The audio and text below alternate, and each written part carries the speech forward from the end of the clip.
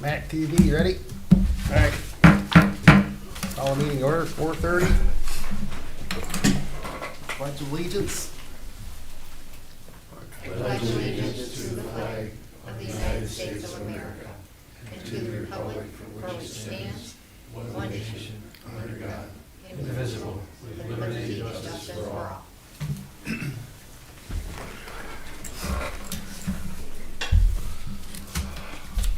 See, moving on to item 3, roll call. Want to start us out, Bob? Bacon present. Georgie present. Fig present. Keep on present. Milky present. Coin present. Seeing a quorum present. Let's move on to item 4, approval of tonight's agenda. I'll make a motion, we approve tonight's agenda as presented. I seconded. Motion by Bacon, support by Coin to approve tonight's agenda. All in favor, say aye. Aye. All opposed, the same. And the agenda is approved. And going on to item 5, our new business, with our 2025 annual report and fulfilling our requirements of the Michigan Public Act 57. Required to do our informational meetings. What do we got? Anybody? Thank you. Pleasure to stand up and just share a little bit about our report for the past year. Everybody should have a copy of the report, just titled The Annual Synopsis of Activities for 2025 for the EDA Board. As was mentioned, this is required by Public Act 57, which governs the work of the DDA districts. The report has several sections in it, but not going to go over every detail. It's posted as required on our website. And you can view past reports on our website as well. In addition to this requirement, there is also a financial reporting requirement. In that part, we're working directly with the state treasury and providing financial information to the state treasury. They compile that and use that in general reporting on all the DDA districts in Michigan. So that reporting was also completed on time and provided to the state treasurer's office. So just a couple of things in the report. First section talks about current contracts. We have quite a number of contractors we work with on various projects. Some are ongoing, like Mid-Michigan Industries, which helps us keep the East Pickard Road corridor clean and takes care of the garbage. We have the trash receptacles along the corridor, and they both pick up the corridor, but also take care of that trash removal for us.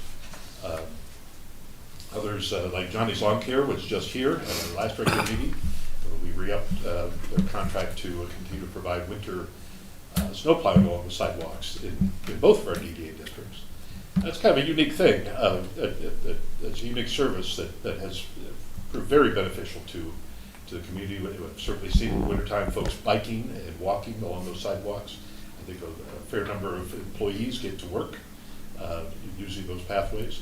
I also know in the West DDA that a fair number of folks use that to get to school, those sidewalks on Rebus Road. So that's an important service as well. One other contractor I just wanted to flag for kind of ongoing services, Block Electric. They help keep our streetlights, the decorative streetlights in the East DDA district functioning. This past year has been a pretty busy one for them. We had a fair number of streetlights that had challenges, including one that had replaced the head on it. And they have stepped up. They were always very prompt in getting to projects and getting them completed in a timely manner. So I appreciate their service. Just as the meeting starting with Bill's Custom Fabrication was mentioned, and they're of course on this list as well, down towards the end of the list of contractors. And they were for a very, very specific project that is listed in the report as being completed in 2026, but it's not listed as completed. We'll correct that. The report was written in April, and they were actually just about done at that time. So I will correct that and get the updated version of the website. That project is complete. That was removing and rehabilitating all of our park benches and trash receptacles in the East EDA district. Those park benches and trash receptacles, of course, were installed quite some time ago. They were rehabbed once, at least the benches were, but they're pretty rough conditions out there that they deal with every day, between road salt in wintertime and sunshine and wind and rain that comes the rest of the year. And so it was important to get those rehabbed. Am I recalling that was about 6-8 years ago that they were worked on again? Yeah, about 8 years ago, exactly. Yeah. Is that something we probably will revisit in about 8-10 years from now? Or do you think that this is a little more permanent? Well, nothing's permanent. These are still out of the weather. More so, yeah. I will say this, that the last rehab was, let's say, was not a complete rehab. It was, there was work done to freshen things up, take care of some paint areas that need to be taken care of, but mostly it was I think in most cases, it was not replacing the slats, but flipping them over. And that, I think, was key to needing to do it again, because although it made perfect sense to use the other side of these composite slats, that also meant that these were not as structurally sound as they might have otherwise been if they were brand new. Right. So this time around, all the slats were replaced completely. What's out there now is new composite slats. It looks similar to what we had. We didn't change color or anything like that, and similar material, but they're brand new. But the other thing was these were all stripped down and repainted, and they were repainted and coated in ways that will hopefully lengthen their lifespan. In addition to that, there was some welding work done here and there on park benches to repair, for example, where the benches are bolted to the ground. Some of those holes had deteriorated over time. Those were replaced. New mounting points were welded on.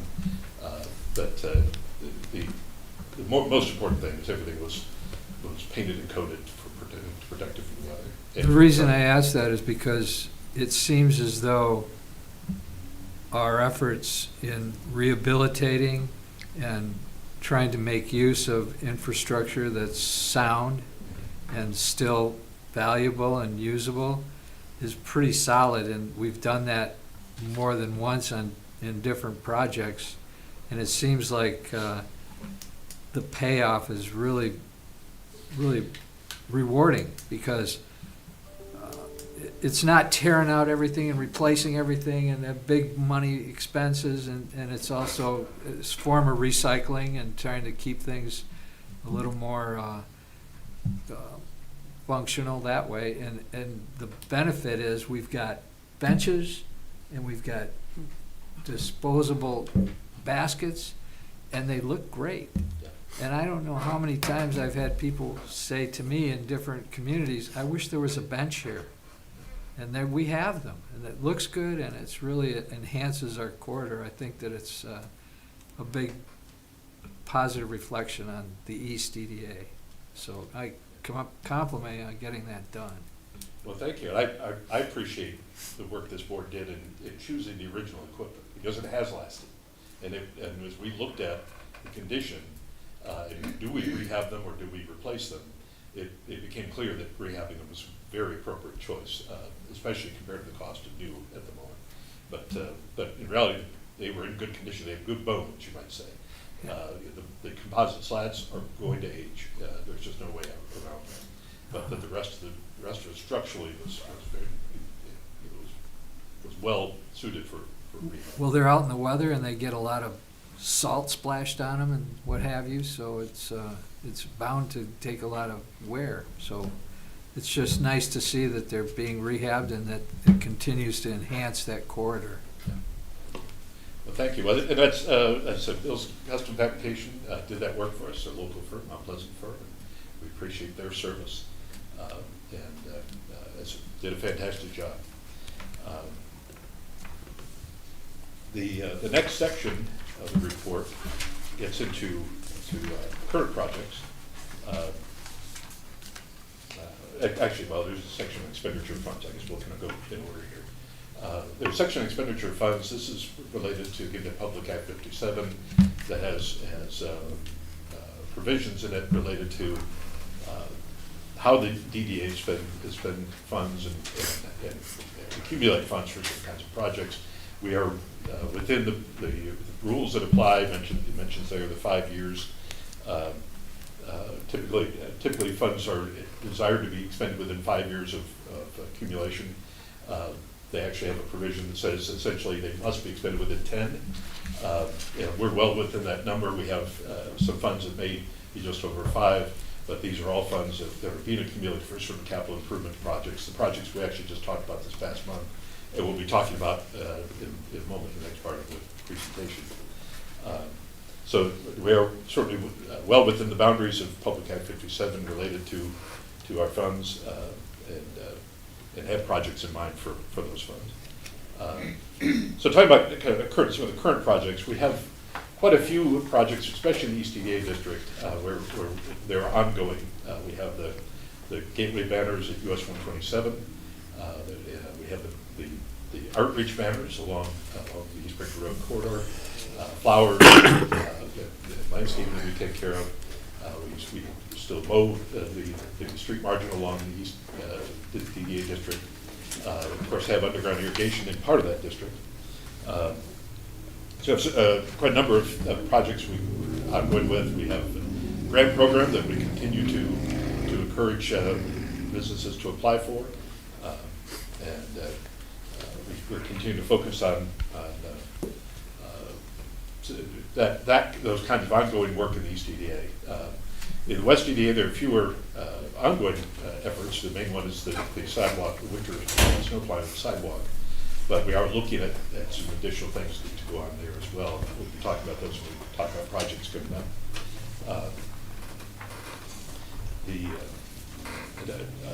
I think that are there any questions about either the contractors or the projects?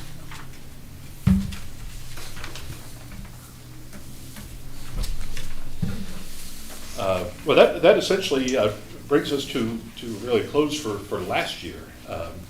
We have, in there we talk about some of the events and promotional campaigns where we collaborate with a number of other entities like Outreach in Michigan, like the Chamber of Commerce and the Convention and Visitors Bureau. Those are all part of those ongoing projects, primarily in East EDA. With that, if you'd like, I can take a step to next year. That was the other part of this item, was to talk about next year's project.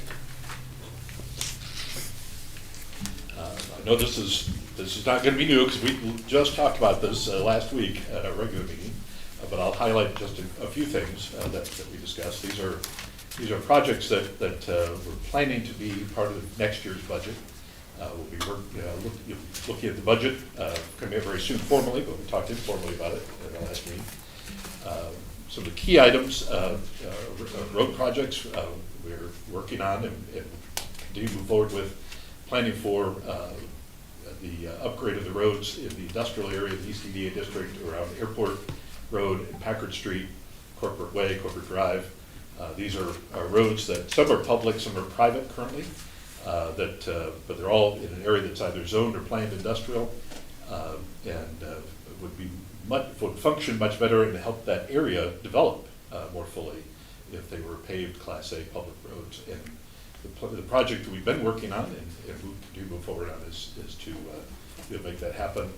We do have funds set aside for that in budget and plan for next year's budget as well.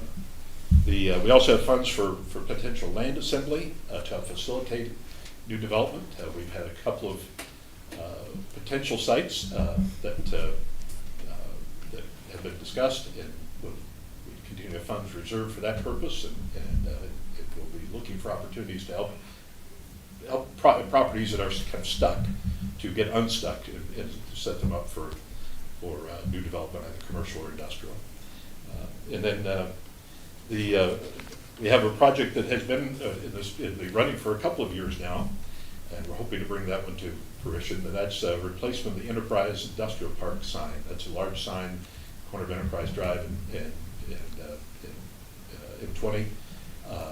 that has been there since late 70s, when the industrial park was developed. Remarkably well constructed, apparently, without a whole lot of maintenance. We are currently working to resolve a property issue related to that sign. Because right now it shows that that sign is sitting in the Enterprise Drive right-of-way. If you look on the county GIS map, that's what you'll see. That is not true, our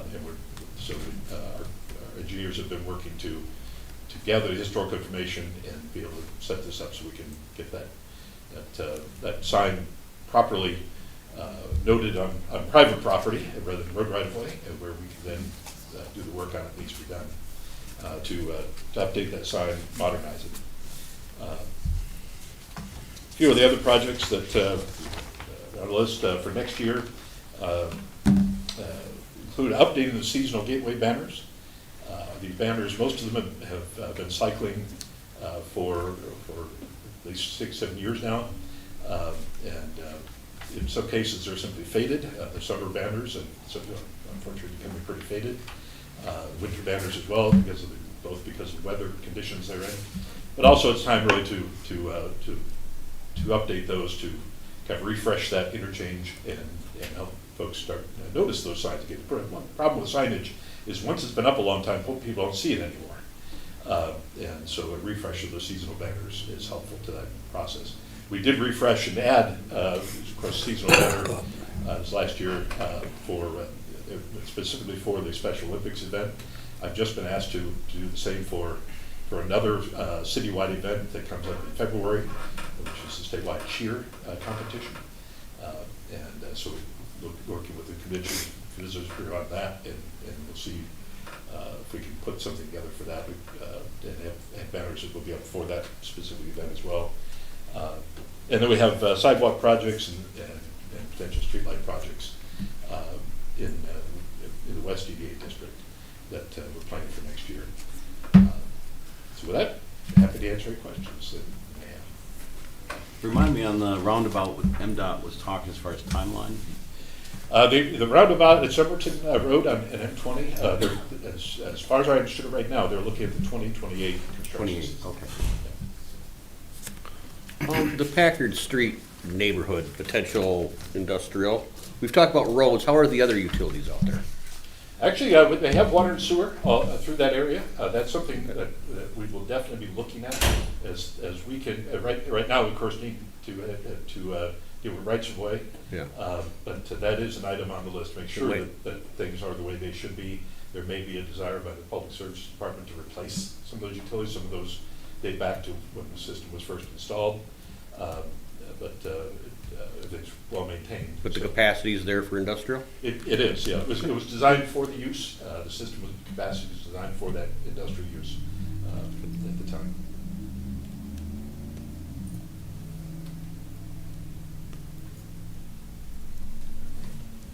No other questions? Thank you for your time. All right, thanks, Roddy.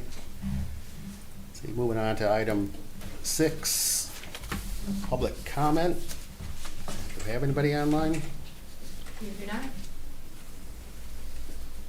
Brian, you sure you don't want to do a speech or something? I talked it up today. I just gotta sit back and listen. We didn't hear you. This is a vacation for Brian. This is- I can just listen. Like mowing the yard. And moving on to item 7, director comments. I don't have anything else to say. Nothing else there. So lastly, again, we have another informational meeting Tuesday, August 18th. So we'll go into session for that, adjourn, then go into our regular meeting, correct? With that said, I guess we can call this meeting adjourned, 4:49. Appreciate everybody's attendance. Here.